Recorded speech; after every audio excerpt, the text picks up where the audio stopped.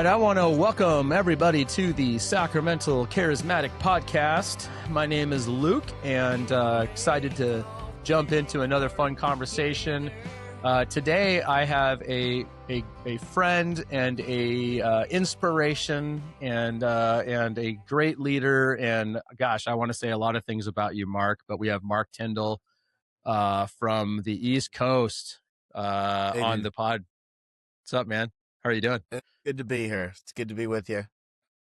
Yeah, I am excited because, you know, when I think about longevity in ministry, I actually do this, maybe, and I don't mean this as an insult because I ain't saying you're old, bro, but you're one of those guys. I don't even think of my age as anything negative at all. Good. I don't either.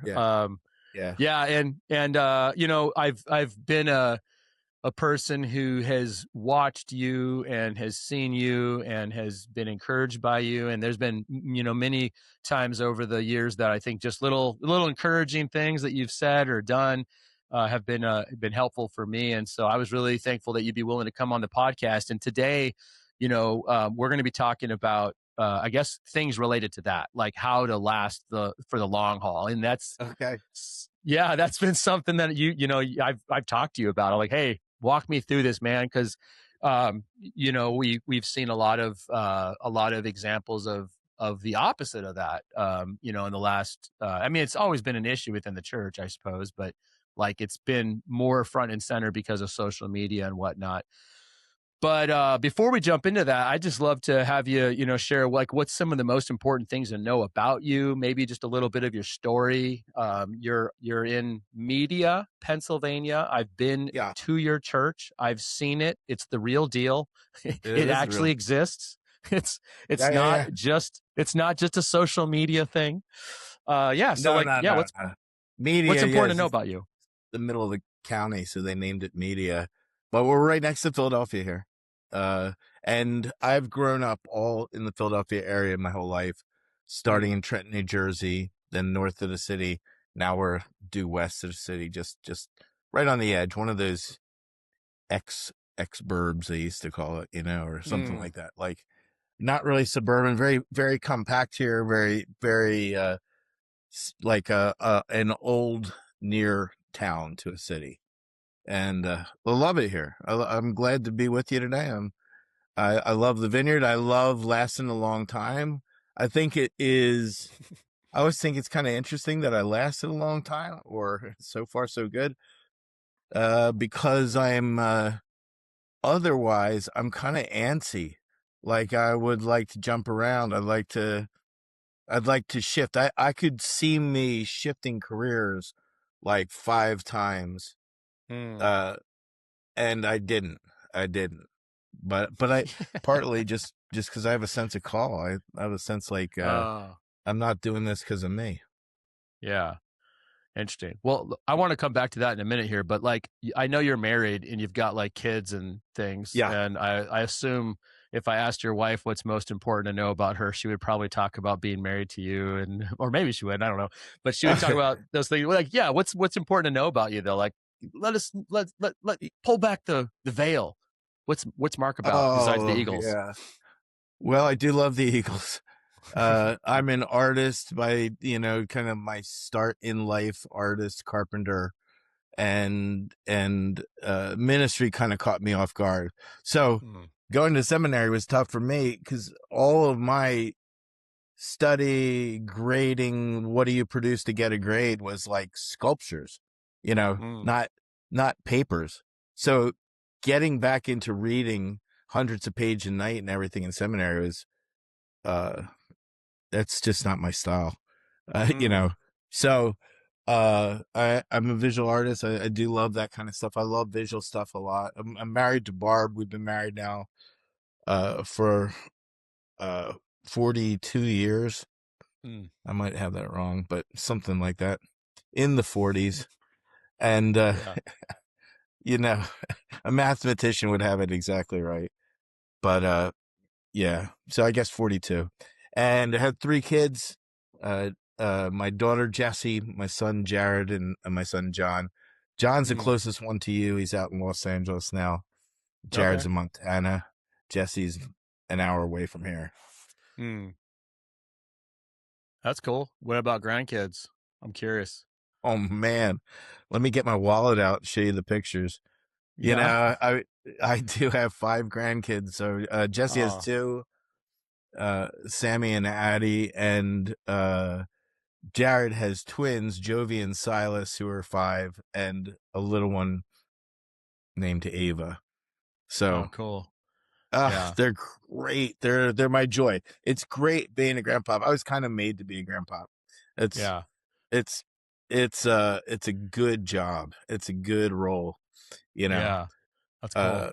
It's hard to do something wrong as a grandpa. Like, you know, being a parent, you Mm. can get things wrong pretty easy, and yet Yeah. you have to be so much more constant and so much more like involved and disciplining all those. Grandpa, you just show up and Yeah. you know, That's throw them around cool. for a while and Yeah. Yeah. laugh.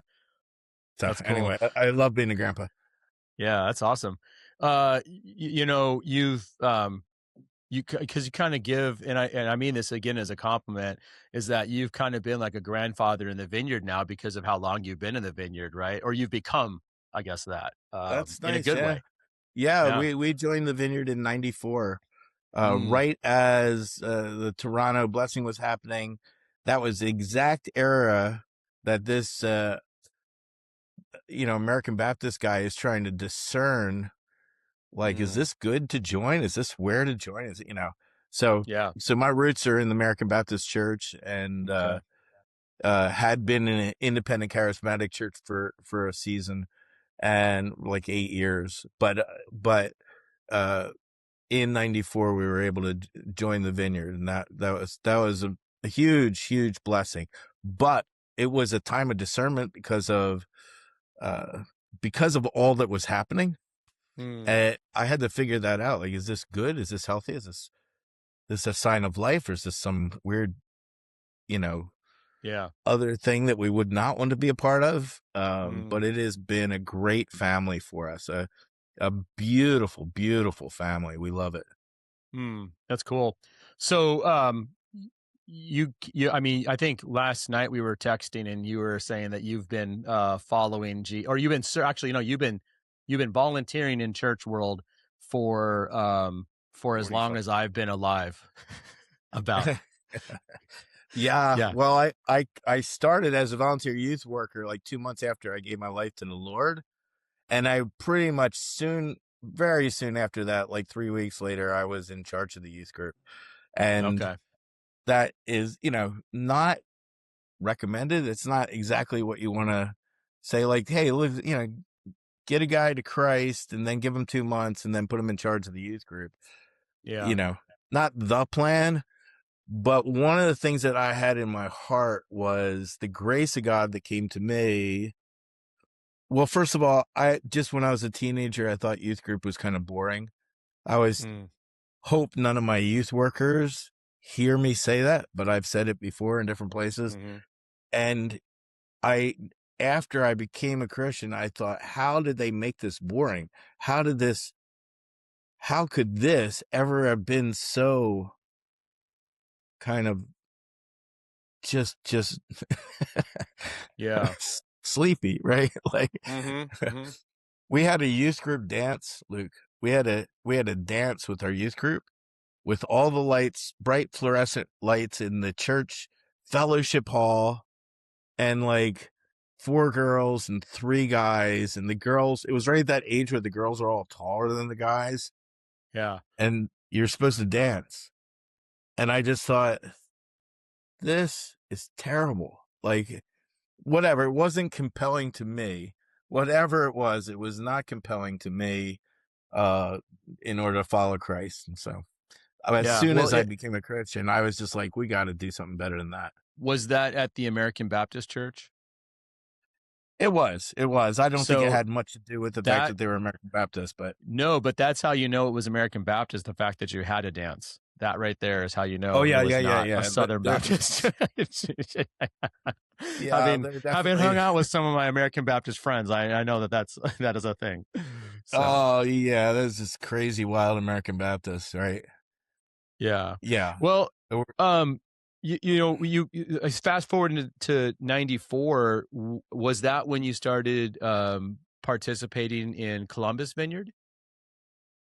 Yeah, yeah. I mean, the story is I was a youth pastor. I went to seminary at the end of I was a intern, a youth ministry intern while in seminary, and at the end they hired me to be their youth pastor in an Okay. independent charismatic church. It was a great church, loving church, but we did also discern that Barb and I, we'd probably had 3 kids by this time.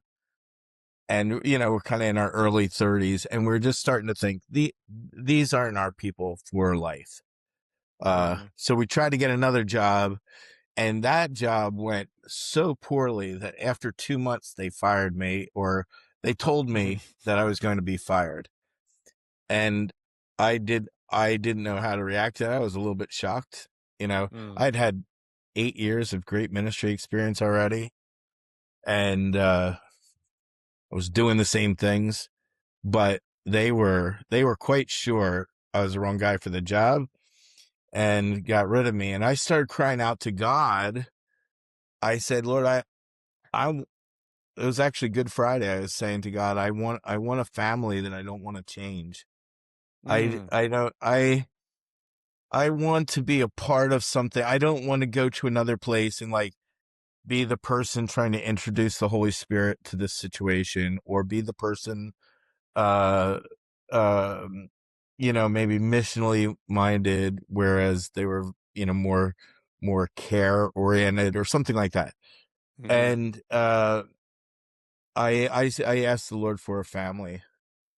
Um, Mm. and interesting story was on, like, I can tell the story, the long version or short version, but I'll give you the real pretty short version. I said to him, I believe this is Good Friday. I said, I believe there's an Easter. I believe the disciples must have been so disappointed on Good Friday, and they just didn't know there's an Easter. And I said, Lord, I don't know what you're going to do here, but I believe you have an Easter for me. And Easter morning, the Lord spoke to me as clearly as he ever has spoken to me in my life. And this is how it seemed to me, my of what he said. He said, go to the school of the Spirit and constrain yourself to the highest call. Mm. And it was 2 parts. Well, the constrain yourself was, I was really thinking, man, I do not want to be a pastor. Like this stinks, just getting fired just sucked, like, Mm. and I just thought, I am never going to stop following you, Lord, but I don't want to do this as a career anymore. Like, I'm going to be a carpenter, be an artist, do something, and I'll be part of a good church. And this was a fun way to spend the first part of my career. But the Lord, I'm sure, wanted me to stay being a pastor. Mm. And the other one was to go to the school of the Spirit, because I really hadn't seen a lot of healings or accurate prophecy, trustworthy sound, biblically oriented prophecy, stuff like that. So Yeah. go to the school of the Spirit and constrain yourself to the highest call became the impetus that left us looking for the vineyard. And Mm. in those days, really, there was no internet. It was, it's amazing. You just think about, like, how did you look things up? Like, Yeah. back in the day, what did you do? Like, so we're just asking around, like, does anybody know where the school of the Spirit is, or what, you know, what do you do if you want a place that's really solid biblically and pursuing the Spirit of God? And through another set of circumstances, we came across a John Wimber teaching series on church planning, Mm. listened to it, and I started thinking, something like this guy, what he's talking about. I thought it was one church in California, and I just thought he was a good teacher. I didn't know it had any scope to it at all. Mm. But it was enough to get us scraping together we've been fired no dollars for an Yeah. airplane ticket for me to go to California. Okay. And I went and spent 11 days, a family there, the Arders family, I believe their name was, put me up. They had a great house up in the canyons. They said, this house belongs to you. Anything you want in the fridge, you won't see us much during your stay, because they were building a business. And they said, just come and go as you want. And I went Wow. to vineyard stuff every night, every day, met with different vineyard pastors. John himself was sick at that time and wasn't able to, Mm. well, didn't have office hours or anything like that. But I met with Carl Tuttle and various pastors, there. And then I went to a lot of renewal meetings that were happening as the overflow of Toronto was happening in different vineyard churches. Yeah. And so I had to sort out all kinds of manifestations, everything, but also felt there was some very solid things there. Mm. And we thought we were going to move to California. And then on the last day, Carl said to me, like, you do know there's like vineyards in the East, right? So I didn't know that. I Yeah. didn't know. And so we became acquainted with some of those, including, if you want to call Ohio the East. And Yeah. we had access to some of the strong leaders of the vineyard right in that time. I got Wow. Todd Hunter on the phone.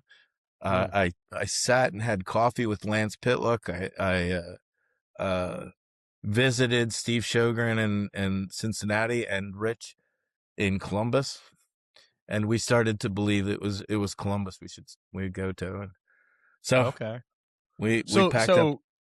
yeah, so then you moved to Columbus. That was like the Yeah, next step. Okay. And yeah, then we moved. Yeah.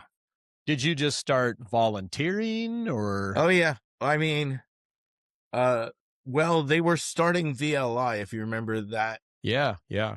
tool. That was the very year it was starting, Okay. and that was part of Rich's, kind of pitch to me, like, hey, look, we're starting this school. Get into the school, you'll learn vineyard quickly. Yeah.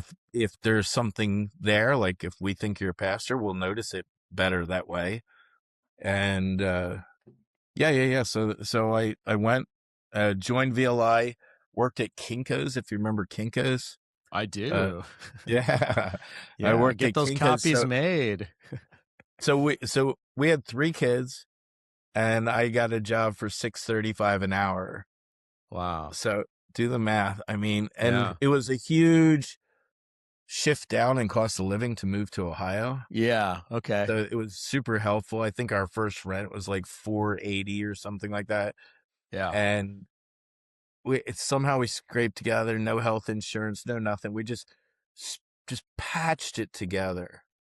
Uh, Mm. and meanwhile, took care of each other, because it'd been a rough road for the last 2 years. Like, it had really Mm. been rough.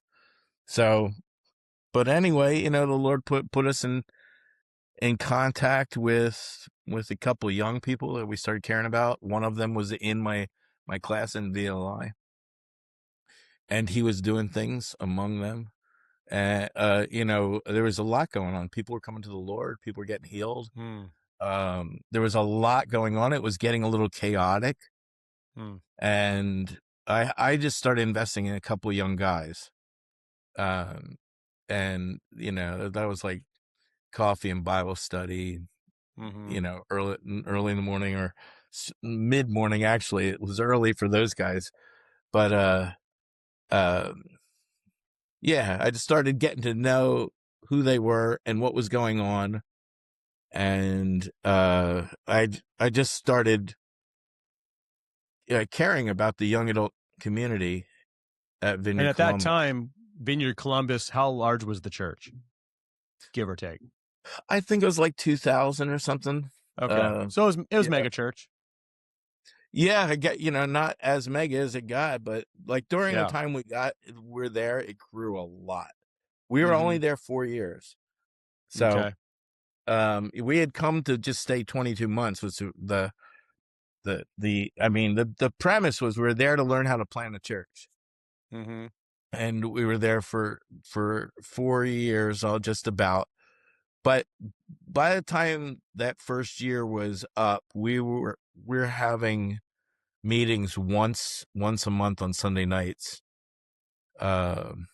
which we called the service at first, and then it started. Just we were starting to have an identity as a congregation in the church. It grew so fast, Luke. It was unbelievable. Yeah. So hold on. I Yeah. want to flesh this out a little, because as a vineyard, I grew up in the vineyard. I was in the vineyard when I was like 10 years old or whatever, and was around in those days when you came in. I remember the mid 90s from a kid perspective, like I was at a vineyard in Colorado, and everybody was talking about moving to Kansas City at the time. And I was like, why are people moving to Kansas City? But later on, You were in Colorado? Yeah. I don't know if you remember Greg Thompson from the Smoky Hill Vineyard, or if you know him. Yeah. I know Greg just because he's a great golfer. I know that. Yeah. Well, we were a part of his church by the time I was like 13 or 14, something like that. And yeah. And like to this day, I mean, Greg's one of those guys that from an outside, I don't know him at all. He wouldn't know who I am at all. I just remember like he appeared very effective and very faithful, and no one knows who he is, outside of Colorado, because a lot of Colorado people seem to obviously know who he is. But but later on, or like, I don't know, at some point in time, I remember hearing about this ministry at Columbus that was about young adults. And then later on in life, I heard, oh yeah, who started that? It's this guy named Mark. So tell us about this ministry that was a part of the Columbus Vineyard that you were there for. That when I asked you about it, you talked a lot about what God did. Well, that's really the truth. I mean, it would be such an oversimplification to say I started it. The Lord was doing things. There were 2 or maybe even 3 small groups of young people that were just jumping with life, demonized people and people coming to Christ, and weird, this person's sleeping with this person, and all there was just a lot of like, I mean, it's that all is not life, right? But it was something was happening. It was a little chaotic, and there was a little bit of a need. I was slightly older than them. I was mid-30s. So I wasn't a grandpa at the time. I was a 35-year-old guy. Hey, you were cool. But they were 19. They were, so the, I just started investing in them. First, I wasn't a part of any of the meetings. And there was no name. There was no corporate identity to it. But I did probably bring together like everything and say, we should call this something. What is God doing here? What's happening? And we got permission first before I was in charge at all, Chris Kay and Patrick Crawford and their friend Patrick, I believe his name was, they got permission to run a service once a month. And then I was invited to speak at that service sometimes. But over that next year, it became much more of a thing. And more people coming to that every month. Then we flipped it around. Then we had that room every week except 1 week a month because the church leadership needed it for something. And then we were saying, hey, we've got something that needs to meet it had so much momentum on it. With a lot of people coming to the Lord. And, about probably by the end of the first year that I was there, I think Rich asked me to be the pastor of it. And then somewhere in that same time frame, we probably developed the name Joshua House after much seeking and many words to us, people telling us what the Lord had said the name should be. Yeah. But the main thing we wanted when we named it Joshua House, main thing is we wanted to not be utterly new. We wanted to take from the previous generation all that was good and do it again. Like we wanted to be Joshua to Moses. Like we loved the vineyard, and so a core of us formed a crew of small group leaders and musicians and all the things that a church needs, Yeah. and we would have service every Sunday night, and that went on for 3 more years and was just outstanding. Like, Yeah. I worked hard during that time. In fact, I mean, to be honest, I had to convince Vineyard Columbus to hire me. Like, at one point I said, I don't know if you really realize how many people are coming to this, but this is like a church now. Like, Yeah. and, it caught everybody off guard. That is just to say, they, at first, the leadership of Vineyard Columbus didn't even see how significant it was, Yeah. but it Interesting. grew, and the spirit was always like, we're one with Vineyard Columbus. And to this day, I love that church so much. Yeah.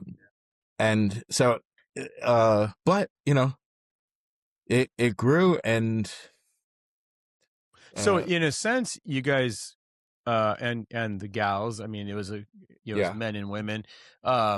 You planted a church within a church, and were able to maintain the similar mission, vision, connection. Like it was, yeah. Because I mean, the way it was always presented to me is it wasn't like because sometimes when that happens, it doesn't go well.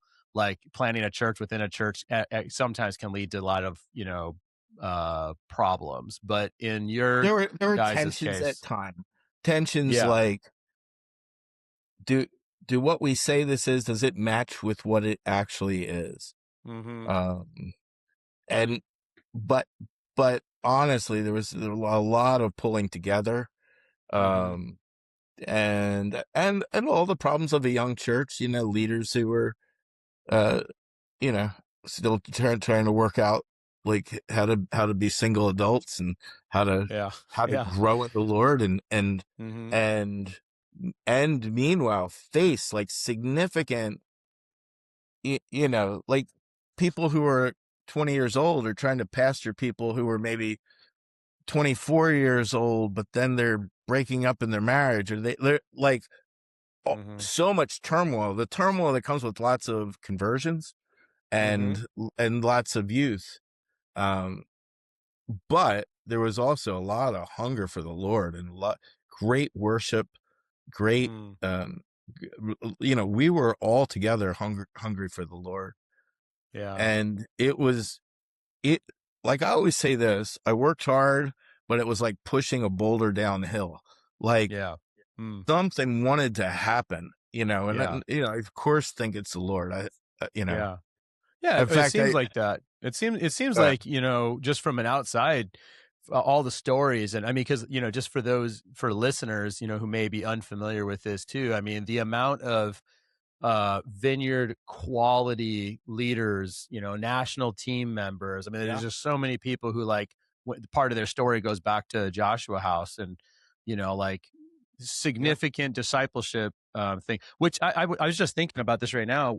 Something I don't know Rich really well at all. I mean, I think I might have talked to Rich twice, maybe, but my thinking about some of the challenges from him, like it seems like there was a lot of humility on the senior leadership side to be okay with not being like, because you kind of have this church. I'm sure you had people going on Sunday night that weren't going on Sunday morning, right? Like it like it takes some humility, and there's a tension there too, right? Like there it was just a seems like, tension there. Like Rich yeah. always wanted it to be clear that everybody was supposed to go on Sunday mornings. Yeah, Like to me, that seems like that would be a tension. it is a tension, and it was never very practical for the actual Yeah, situation that people were coming to church on Sunday nights. They weren't yeah, coming to an auxiliary experience. Yeah. So It, it was their community. it was their community. It was, Yeah. I mean, Yeah. it was everything I would want a church to be, Yeah. and including the fruit of it. All these young Hmm. leaders in the vineyard now. I mean, the the leaders of the vineyard were from Joshua House Yeah. in large part, Yeah. and some beautiful stories. Um, and we, when we talk together, will often say, "Can you believe what happened?" You know. And Hmm. then when Eric Pickrell took over for me, it got even better. And Mm. oh, he had it grew even more. Like, I think it was around 450 when I left, but it grew hundreds more, and they got more missional. They started running a festival every year, and Mm. Eric did such an incredible job after me. Yeah. So Yeah. yeah, I think that's a good lesson for lead pastors, senior pastors, whatever. Like, you can, like, what's the goal, right? What's the goal of the church? Because I think, like, I'm thinking in our own context, like, if we had a young adults church plant, I mean, I'm going to yeah, talk about it that way, but it's like, it's okay if I have nothing to do with it, as long as discipleship's happening, as long as conversions are happening a lot, as long as baptism is happening, and there's a space for worship and equipping and all those type of things. Like, I have to have, in fact, really, I think the goal would be that I don't have anything to to do with it, because it'd probably be more effective, and also, like, it would help. The influence or impact of our local church is beyond just Sunday morning, but yeah. um But if you imagine something happening that fast in your church, yeah. and the guy who's sort of become the leader, you really have only known him for a year or so, like, Oh, for I mean, sure. Yeah. to a large degree, I was in Rich's small group with Rich, so he did get to know me pretty quick. He knew what my heart was, and Hmm. I think there was that safety for him, uh, and he knew we were not, uh, as opposed to Vineyard Columbus, we were, the Yeah. biggest Yeah. fans of Vineyard Columbus ever. I mean, when I Yeah. found the vineyard, I found that vineyard. It was a super healthy expression of the vineyard. It Hmm. gave, I mean, learning from Rich is the best teacher in my life. Yeah. Um, and so it happened to all work out. But yeah, humility on his part to just let it happen and not Yeah. try to Yeah. control it, or not. I, Well, that's what I mean. I I impressed. think from an outside, it seems like, y- you know, it like, I'm just impressed about it in general, because I think we can take it to the next step. Because I even think about, at that time frame, there wasn't a lot of language or a lot of resources for what was happening within a local church, having its own, like, its own inner thing, Well, the so language was always, the language that's available was church within the church. yeah. Yeah. However, we were continually trying to not have it be that, Yeah. and say, "Hey, we're just part of Vineyard Columbus." But I mean, But practically speaking, like, I at don't the end know of the what Rich day, would say yeah. about it, but there would come a time, I think, when people would say, "Hey, this is a little.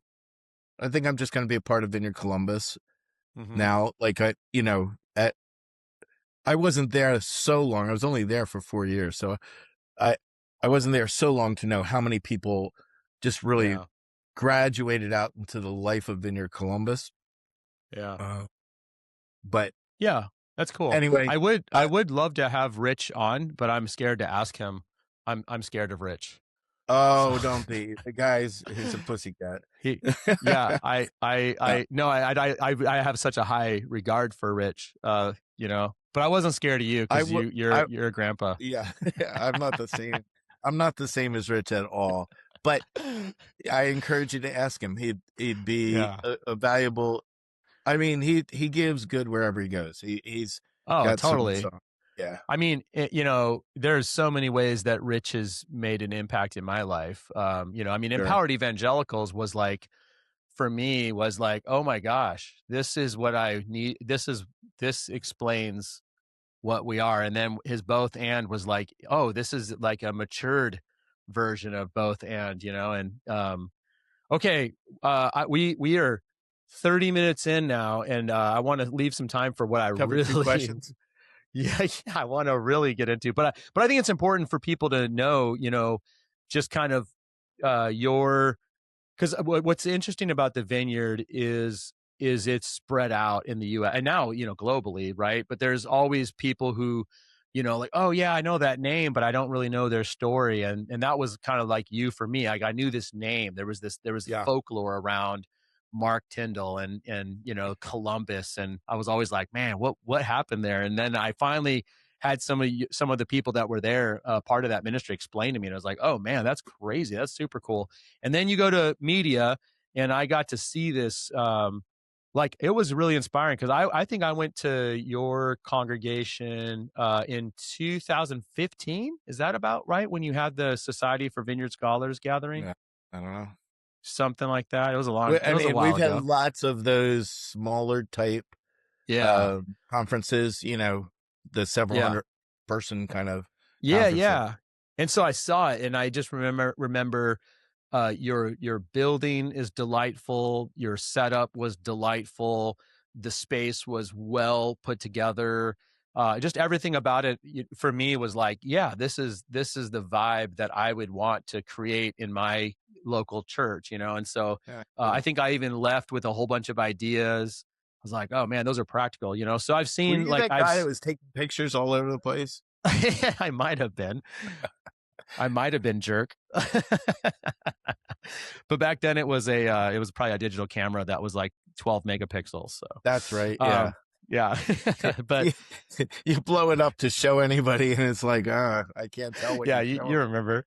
But anyway, I just really have been a fan, and been encouraged by your ministry. And I guess I'm part of just saying that for people listening. Like, I think you've got some things to say that would be really helpful. And so I want to talk about longevity in ministry, Okay. because you have been a follower of Jesus for a very long time. You've been volunteering in church for. I was 2 years old when you started. In 19, we 81. figured, what, 1981, you started volunteering in church. I was Yeah. 2 years old. But I'm really curious about this longevity thing, because I saw just recently you've been a senior pastor for nearly 30 years. And you've planted churches. You've been a part of, so you've been through you've been all the different stages, right? You've been a part of Yep. mega church ministry. You've also started a church in your living room type of thing. And you've been Yep. faithful throughout that. I'm curious of, like, what, what nearly took you out over the course of your time? Like, was there ever a place where you're like, man, I don't know if I can do this anymore? And then correspondingly, what helped sustain your soul through those challenging times? Well, first of all, I don't think I've ever nearly been taken out, to be honest. Cool. I tend to be an optimist. Mm. I have a lot of hope in the Lord. Earlier, I was supposed to answer a question about what's the main thing to say about me. The main thing to say about me is that God is gracious with me. And Mm. I've always sensed that. I've always sensed the sense of, like, I'm called to this, so I shouldn't stop. But the same edge is the most devastating things to me and the most encouraging things. It's people leaving, uh or not being aligned, or not being able to align with, express myself well enough Mm. that people lined up and we could all pull together. That's the Mm. discouraging thing. People leaving, people talking while they leave, influencing others. Mm-hmm. Uh, the thing that encourages is just the opposite. Like, when you have a sense of team where everybody's encouraging one another, we're glad to see each other. Like, you got your part, I got my part. Boom, high five, let's go. That was good. I I'm a I'm an encouragement guy. I need encouragement, and I like to encourage people.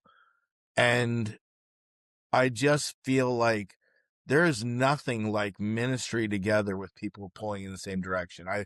It's the most joy I have in life, and the thing that has sustained me.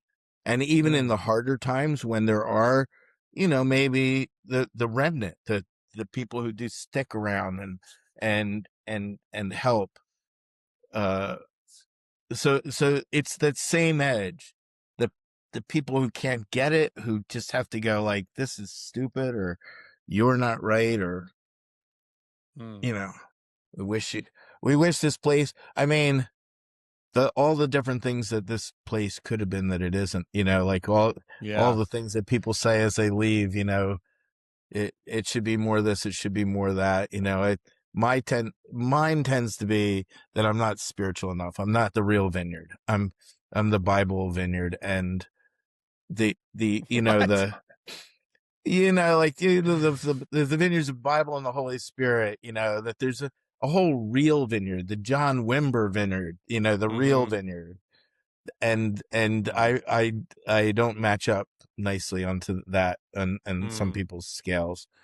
And but there's other things that I could have been that I'm not, that have also caused people to leave. So those are the most discouraging things to me. Especially people I in general respect, and I think, come on, I'm like telling you my heart here. Like, can't you just get it? Yeah. Like, why don't you just? Yeah, that makes sense. That is a really hard thing for me too. Like, to be misunderstood, I'd say, is one of the hardest things in my life, not just ministry, just to be a certain way and to have somebody understand it as different, So,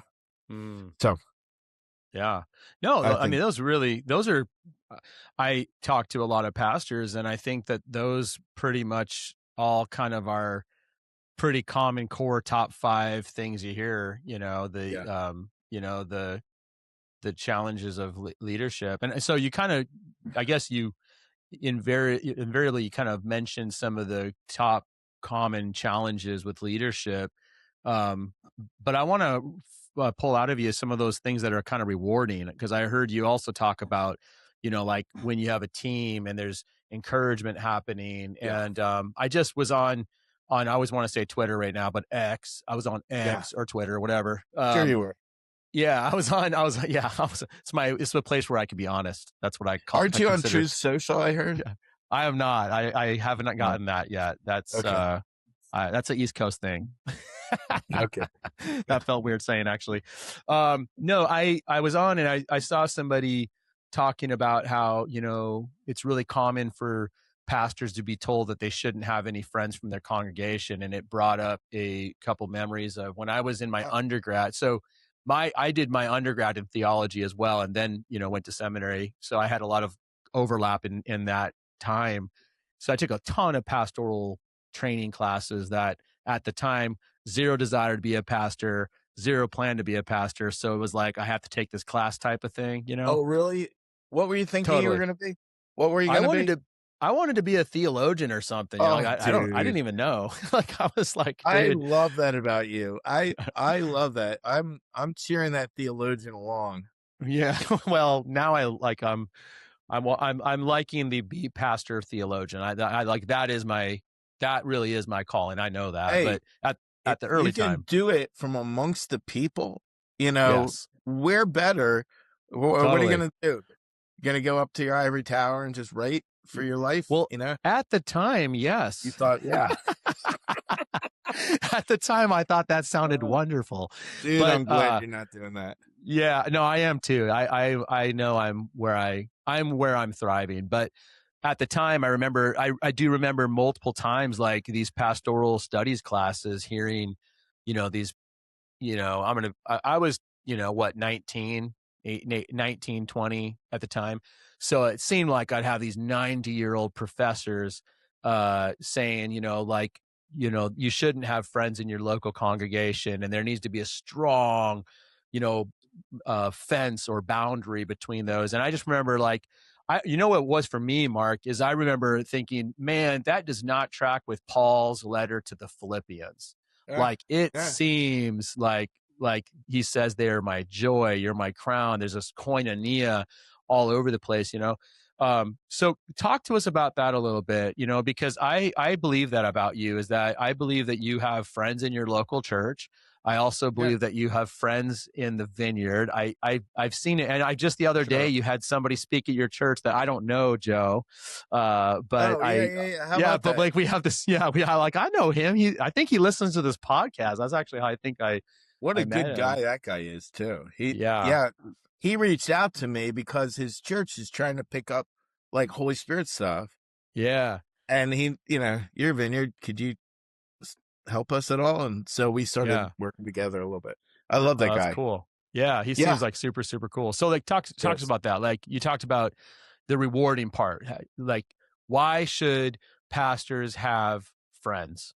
And when I say friends, I mean like there's actual relationship, not just accountability, but accountability and encouragement, and you know, like hang time, and just be transparent and vulnerable. Like, help us hear about why that's important. Well, I mean, it seems to me the setup of the question has already said it. Like, it's because you're human. You're not like a ministry tool.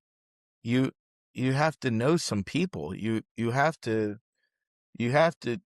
you know, have some people in your life that you can say, "Can I tell you how I really feel about this?"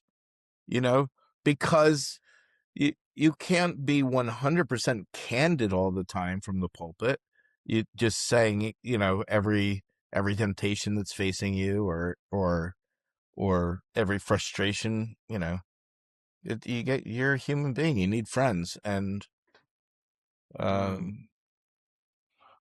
of that being said, Luke, I'd say it's been tough, you know, you know, tough to nurture friendships the way I think maybe a carpenter would have.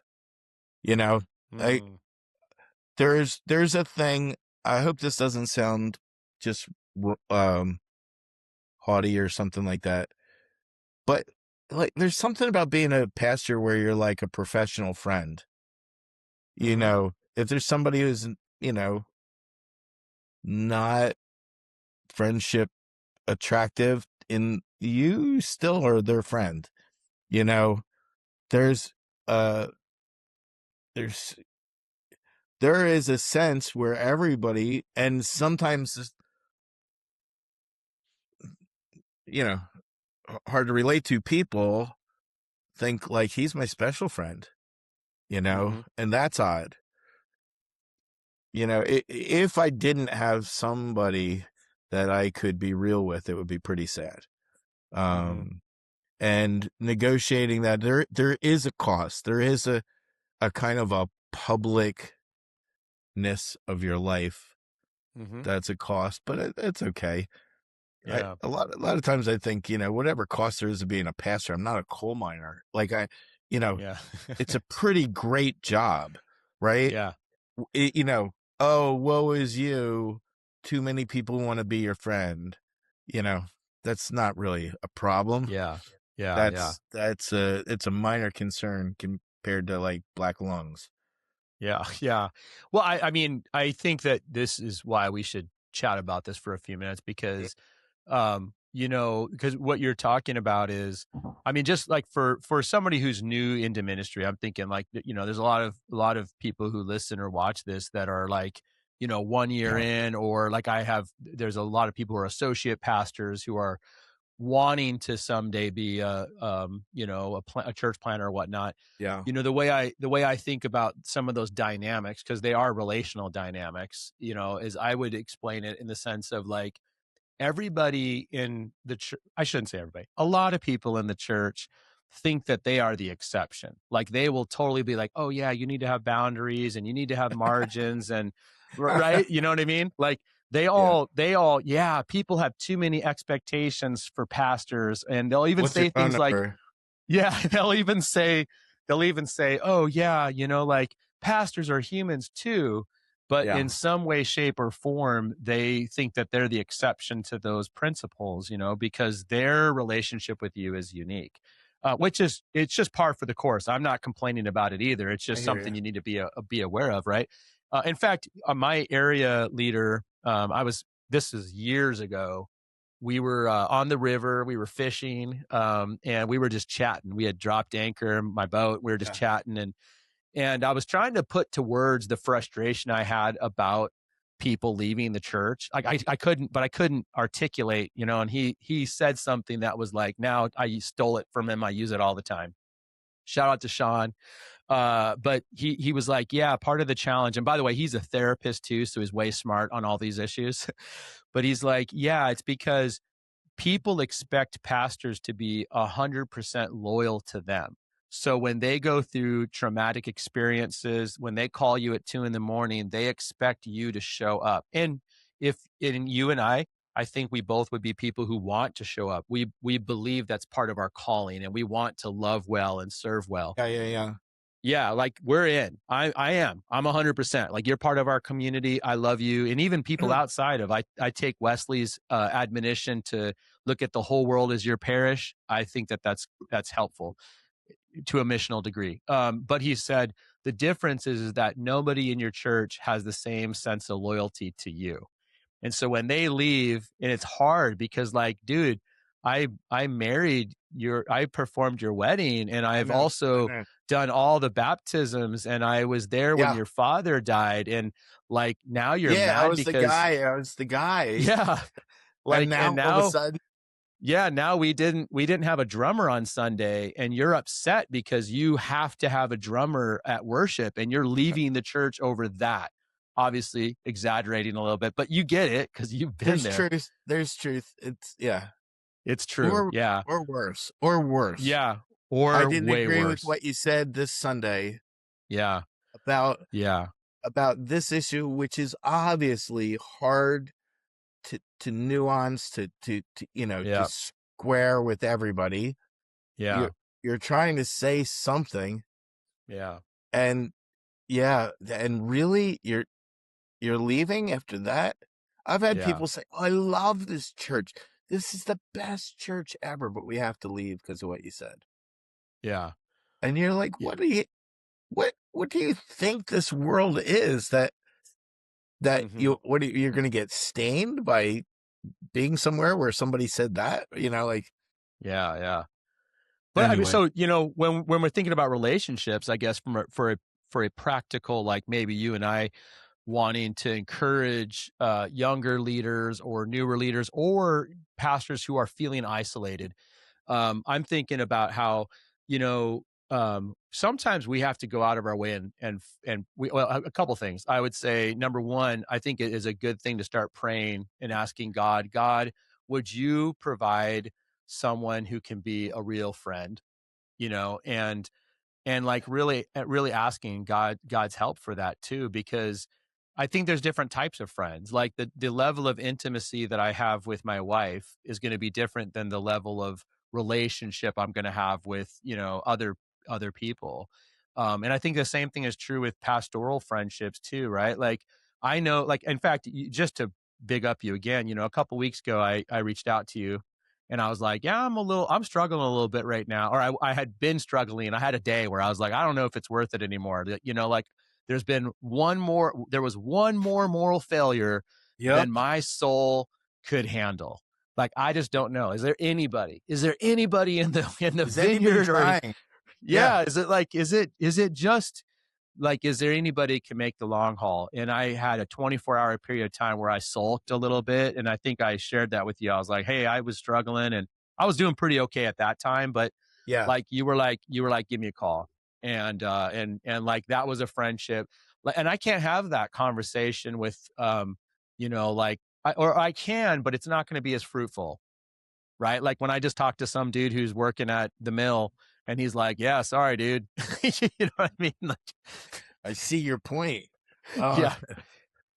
No, Yeah. you know, What would you add? that's the question. Yeah, I Was mean, that like, like I a mean, 5 minute well, I'm question? just. It was a conversational. I'm just teasing. I'm just I teasing. got, yeah, but like, I'm curious. I do. I'm assuming you agree. Pray, and number two, like, go out and find. Like, it might be like you need to kind of do some of your own. I don't know, like go find a friend. That sounds terrible. Phone a Here, friend. like I'd What would you add? say the best I have is my most honest thing, and it's hard. It's hard to find that, you know. Mm, So, uh, I do love being a part of a movement rather than an independent church. I actually don't even know how that would be. Like, I yeah. love the Vineyard. I love, our I love our conferences. I love getting a beer afterwards. I mean, at this point, that's my favorite part of the conferences Yeah. is Yeah. the sitting around and laughing, you know, encouraging a young guy or something like that. That's great. All of it. So put yourself in those kind of situations. I Mm-hmm. also say maybe don't be so discouraged. Others have trouble with this too. Uh, Mm, it's worth having another life, another aspect to your life. Like if you like to golf or fish, like we do, mm-hmm. um, you know, I get a lot out of that. I love golfing with some guy that doesn't lead a Mm-hmm. church, doesn't do it, any of that stuff. Yeah. Yeah. Yeah. I, but I do love, I do love the Vineyard. Like getting to know you a little bit this last bit here. Mm-hmm. Um, you know, yeah, it's difficult and worth it. Yeah. Well, I think, as you're sharing, I was like thinking about the different types of friendships too, right? Like, because I was even going to say this would be a great thing for some people to also process with therapists, because I think therapists can be very, Yeah, very helpful, right? Like, but I'm just thinking about how, like, Sean, my area leader, is, we have a friendship. We spend time talking, and, like, so there's some relational needs that I would say get met in that yeah. conversation, encouragement, all that. I also have, a lot of vineyard pastor friends that I'm like you, I knew, I know, like, hey, Mark, let's have a chat. Like there's, I have, like, Steve Nicholson is someone who's always been super gracious to me. He Me always too. has, yeah, like, I have dude, a give me the, feeling he's got give me the playbook. He's got hundreds do- of us. dozens of us at Thousands. least, Yeah. Yeah. I mean, I or saw it. thousands. Like, I saw it in the UK. Like, so many people came up to him and shared about how he changed their life. And I'm like, I thought it was just me. I thought I was special. I'm not. You're Steve's special buddy. Yeah. It's like all those people who were John Wimber's best friend. I don't know if you've ever met those, but I've met like 30. But then Well, people it in certainly our helps add weight to what you say, right? yeah, for Hey, sure. hey, Yeah. look, They I was think John that. Wimber's best friend, and he would have Yeah. never. They think Yeah, that. Yeah, and I'm always like, I don't care. I actually know John Wimber's daughter. She says he had two best friends. You're not it. Like, it's pretty easy to. But I was gonna say, in our local church, I have a lot of people I do consider friends in our local church, relationally, but they're different types of friendships, like, I think there's a lot of validity to what you just said, in that you do need people outside of the pastoral world too to be able to have a relationship with too, because it's helpful. Like, I got a couple guys I hang out with every week. Once a night we hang out, we have a couple drinks and just chat, like totally different backgrounds. And like, I can't wait. It's tonight. Tonight's my night. Wednesday night's the night yeah, we yeah, do yeah. it. And it's like, I can't wait. 7 o'clock tonight, hang out with my bros. So that's good. Yeah. Um, thinking about this long-term question though. So we've kind of, navigated some of the, like, it's funny because you and I are so different. Like, you're the hopeful, I'm the, I'm the cynic. Yeah, yeah, Oh, yeah. go ahead. We're I just want different to in say that one more regard. thing about the other thing. Yeah. Yeah. Sorry to No, go for it. unsmooth your podcast here, which is super smooth. Yeah. No, no. What I want to say is also there's no shame in having hard edged lines. Mhm. You really don't have to give everybody your phone number. You That's don't right. you don't You don't have to host anything at your house. You don't Yeah. have to do any of that. Like, figure it out. Like, Mm. for your situation, I just, whatever, just to add that in there No, that's is good. That's good. you're not everybody's friend, nor are you called to be, you Yeah. know. And also too, just for an organizational leadership thing to throw in there, because I would have ventured to guess that in your experience at Columbus, you had to learn that the hard way, or you had to be coached on that, because when there's 2,000 people that might all want your phone number, it's like it becomes very apparent that you cannot do that, right? And so I want to just recommend the book Boundaries, because Yeah, one of great the book. things that that book helped me understand is that, and I've been talking to a lot, it's funny because that is a conversation I had this morning, yesterday. It's like, in order to love well, you have to have boundaries, because you Yeah. can't, you literally can't. Jesus had boundaries too. Jesus was like, hey bro, I'm praying now, leave me alone. Like, how dare One you, thing I'd Jesus? say is I feel like my church has been great about that over the years.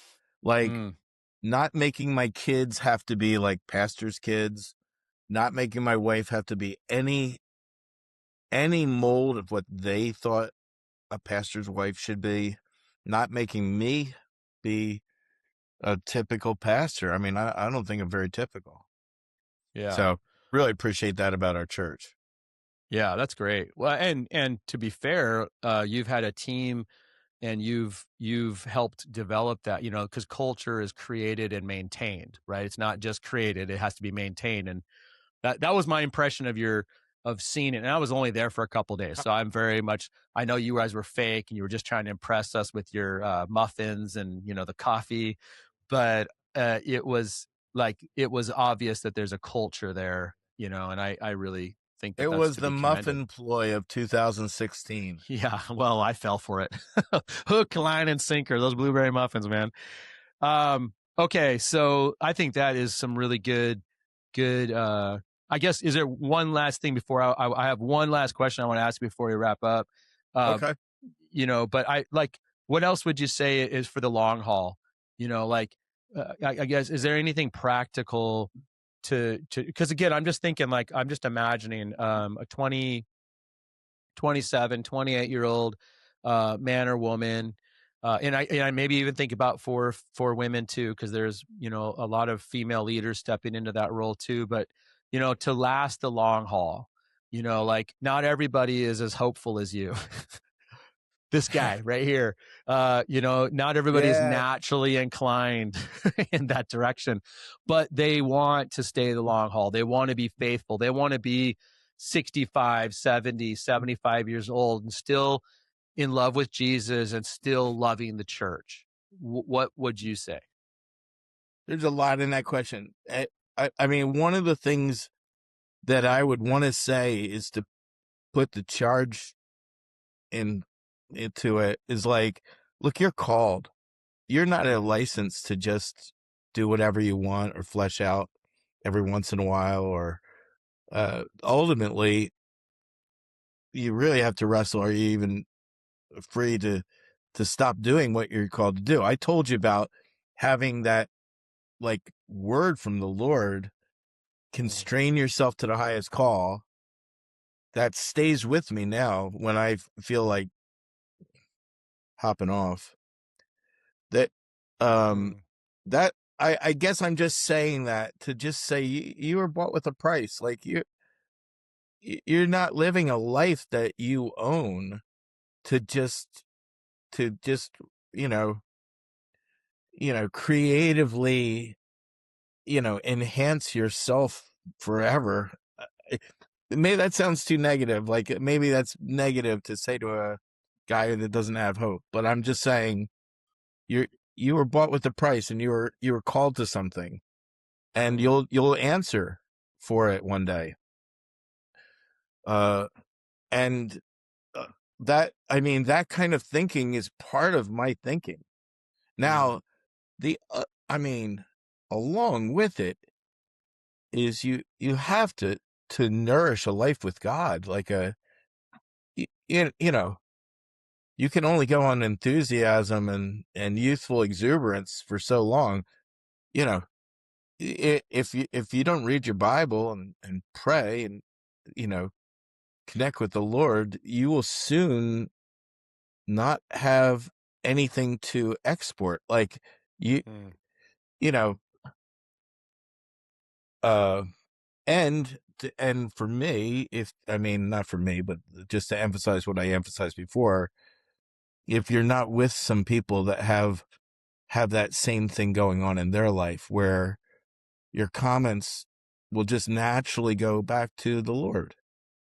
And Mm. well, you know, what is He showing you? What have you discerned so far? What, Mm. like, if you're not in a company of people that talk like that and think like that, whoa are you? Like, it's going to be really tough to keep life flowing for long. Mm. So what am I saying? On the one hand, there is the objective call, or maybe it's subjective, but it seems to me objective. If God calls a person, come on, let's be faithful to the end. And Mm-hmm. I would want that for you. I would want that for everybody. Like, come on, dude. That, Yeah. like, let's make it, for one thing, the thing that grieves you the most lights a fire in me. Like, I don't want anybody to lose their faith because of me, you know? And I'm grieved to see so many people your age right now going like, this whole thing, who can believe, what is, Yeah. you know, the thing that's bumming you out is bumming me out too. But like, w- there is such a holy place to being elevated in any way in front of people. Like, follow me as I follow Jesus is a huge verse Mm-hmm. for me. Yeah. Me too. I I I embrace that. Where I've heard people with a kind of a humility that seems like false humility to me say, "Oh no, I could never say that to anybody." You are saying that to everybody. This is this is part of leading a church. I'm going to follow Mm-hmm. Jesus. I'm going to show you how to follow Jesus. I won't be perfect, but I will be humble. I will be serious about it. Hold on, I'm turning this into a sermon, dude. But No, keep going, man. no, I just think I am not at liberty to build this side life of sin or compromise that has brought such discouragement into the Mm. world among serious believers. One of the things I'd say to you, I think I probably did say this to you, is look, there are lots of us who are following Jesus hard, and there's no big secret to be unraveled or discovered or something like that. Mm-hmm. But all that's to say, you you need to be in the company of some people to walk with, you know, who are actually trying, and you just Mm. encourage one another. Yeah. And um and you need to have that place that is you and the Lord together, the prayer life, the always tender conscience, Mm. you know, like, yeah, I mean, this will turn into a sermon if I keep going, but you know, Mm. I Well, I that's so good. I have a lot of grief in watching people that are kind of a generation younger than me. Mm-hmm. Just they it feels to them like nobody's going for it, and it's not even true. But public failure causes that feeling, Mm-hmm. and certainly adds you know, fuel to the flame. So Yeah. No, anyway, man, so much of what you said is uh just really practically helpful, Mark. Just to kind of what I heard you say is calling, intimacy with God, and support. Like those are kind of these three things, which I can put like to me, I can put legs to that, and I'm thinking if I was like a young pastor, and the reason why I think yeah, that those really make sense is because I've heard multiple people who work with, after they'll like meet with pastors after moral failures or after people who have stepped down from either they had closed their church, and just to be clear, like sometimes it takes 2 or 3 church plants attempts to get to where you like. There's so many, right? There's so many examples of that. It's like plant number 3, for whatever reason, God breathes on it or whatever, so like don't take that as a sign that you're not called. But what they'll say is when they're doing these like post closing or post failure conversations, those people will say, you know what, I never really thought I was called. Like there's not a clarity on calling, so. And in the vineyard, I've had other people on the podcast who have talked similar. Like I don't remember ever hearing a really clear, compelling biblical theology of calling in the vineyard. Yet, like, because you're a Baptist, this will actually track. Every Baptist I know who's a ministry person remembers, I was 9 years old at the First Baptist Church, and that revivalist came in, and that's where I got my call, right? Like, not so I exactly just wonder if American Baptist, but yeah, okay, there might be some truth there. yeah, like I think that is a good reminder. So, like, number one, like, have clarity on calling and what that means, and number two, going back to the you can't give away what you don't got. We need to maintain a connection to the vine, right? There's intimacy is a sustainable, it's a fuel for what we're giving away. And then third, the support thing, like having people who are there to point you back to Jesus when you are being a cynical Luke Geraty. Like we need that, so that's helpful. Dude, that is I mean, we don't know each other so well, but when I think of you, that is not what I think of. I think of a guy who's got his eyes on the Lord, who's trying to help the church, take another step. I mean, the last thing I think of you is as cynical. Well, I'm self-aware, and I've been called that. You're like, let's get to know each other better. Yeah. No, I think a lot of my cynicism is also, it's like, I think I'm a realist. Maybe cynic's not always the right. I think I'm also like, I am cynical a lot of times about systems and structures and, national things. I'm like, oh, come on, but at the end of the day, I do love Jesus, and I do want to love the church, and I do love the church. That's like my 2 goals. When I first started pastoring, I very intentionally, because I've been around, I was 26 when I became a lead pastor, and I'd been in ministry for, I guess, 8 years-ish or so, because I was 18 too.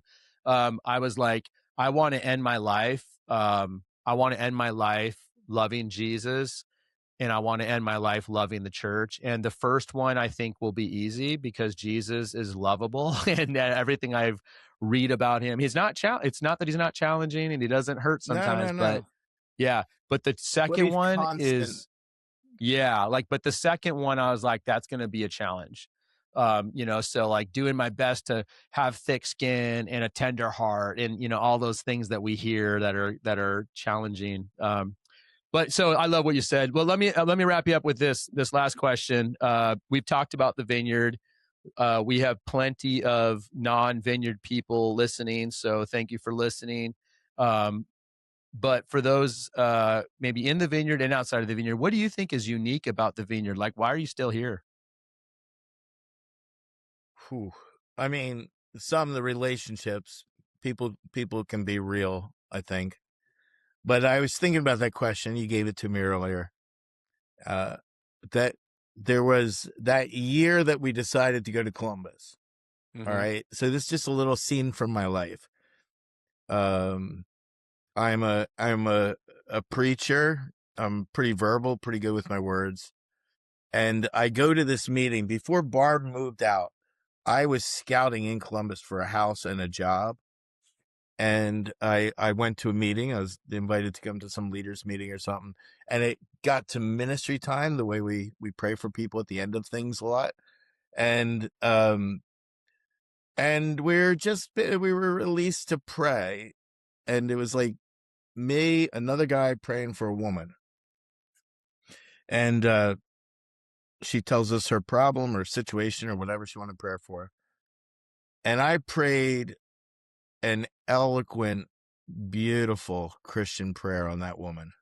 I mean, I really gave her my best Yeah. Most genuinely understanding, compassionate, reassuring, biblical prayer. And then the guy next to me says, "Come, Holy Spirit." And I thought, this guy thinks something's going to happen right now. And I thought that, like, to me, that has stayed with me as my very first vineyard lesson. Like, that prayer, not my prayer. Like, all my words, all my good intentions, sweethearted, care for that lady. And this guy thinks like God's going to do something right now. To me, that's the vineyard.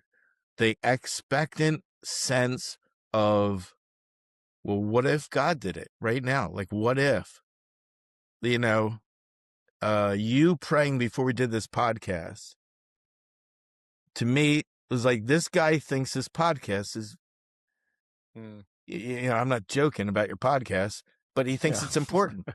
No, I mean, I'm not joking about it. Like, no, I know. It was an expression of faith that if we pray, it will be better. And and what if God got a hold of a church or a small group or a family relationship or something like that? It could change the world. If God puts his hand on something, it goes real well, Yeah. And to me, the vineyard is looking for that again and again. The vineyard is not thinking like, look, my thoughts and prayers are with you. The vineyard's like, let's go to the Father, see what he does. It's expectant. So that's what I think the vineyard, that's, to me, the best of. That's cool. Yeah, that's great. Yeah, that's really encouraging too. Because, man, may it be so, right? May it be so. Well, it is. It's the story of the vineyard, and it's still happening, dude. It's still happening. Yeah. Well, I can guarantee it happens in our that's where we're at. I feel like it's yours too, because I've watched some of your services. Yes, and yes. I mean, yes, we do expect the Lord. And yet you live out everything with 52 Sundays and 365 days and fishing and also taxes and also joy and also belly aches and the whole deal. Yeah. No, that's great. Well, Mark, I really appreciate you just sharing like a lot of really practical wisdom, a lot of your experience too. And if people are interested in listening, because Mark is a good teacher, I'm okay with him being a Bible guy, because I also know that he's not just a Bible guy. What's the best way for people to kind of tap into staying connected? Is that like just through your church Facebook page or YouTube channel or website or what? Totally refreshing our podcast right now. In a minute, they'll be ready where you can get them that way. But you could get, there's YouTube.